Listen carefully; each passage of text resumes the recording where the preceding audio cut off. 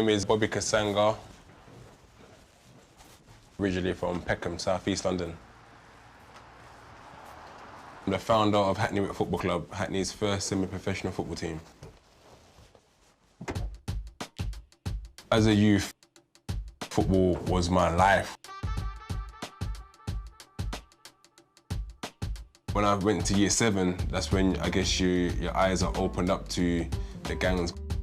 Maybe a bit of vandalism and just antisocial behaviours, but then it kicked on into us going to steal mopeds, robbing mobile phones, selling drugs and holding guns, holding knives.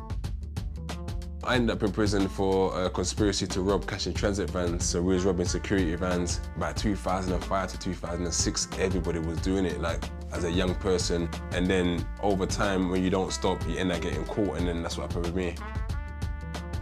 One of my friends had been killed that same day because of these robberies. Before I knew it, I was arrested for murder.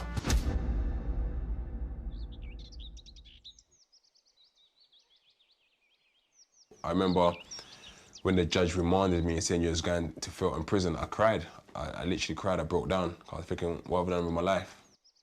I couldn't blame anyone for my criminality, but then you look at the things like peer pressure, parents' household income, the neighbourhood you grew up in, inequalities and lack of opportunities, and see how that all affects us.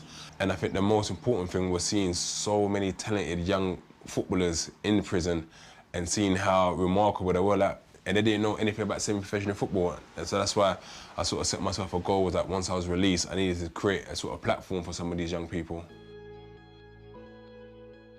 I think we're in Suffolk right now, so it's a bit of a long drive, but I always think it's good for the players to get out of the area. A lot of them sort of come from the local estates and are normally just staying in London, and that's part of why we want to become a semi-pro club, to actually get the kids and the young people out of the area and make them see different environments, basically. I got released from prison on the 24th of February 2015. My mum was living in the Homerton area. So I just went to the local park to sort of get a bit of fitness. And I saw these young players just playing there, and they looked really good. And I said, is there not a local team in Hackney? And everyone was like, nah, there's no team in Hackney. Like, everyone goes to play the Hackney Marshes, but Hackney doesn't have a semi-professional team. And the light bulb switch just went in my head. Yes, well done! Go Jermaine! Oh, go Jermaine! Oh my God!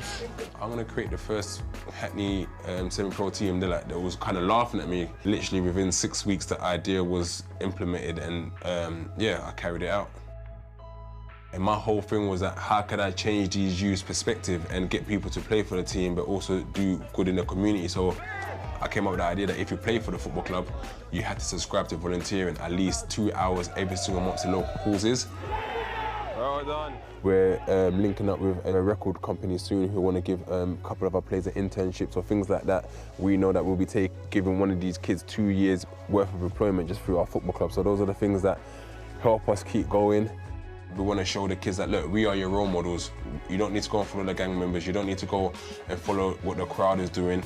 Do things differently. And that's why we've got our motto, think outside the blocks, to get them to think outside the blocks that they live in, to think out bigger and to show them that the world is more than just their local estates. Being a black-owned football team, you don't want it to fail, because you want to be the example that other people can say, you know what, I want to create a football team as well. I can do it. If Bobby's done it, I can do it too.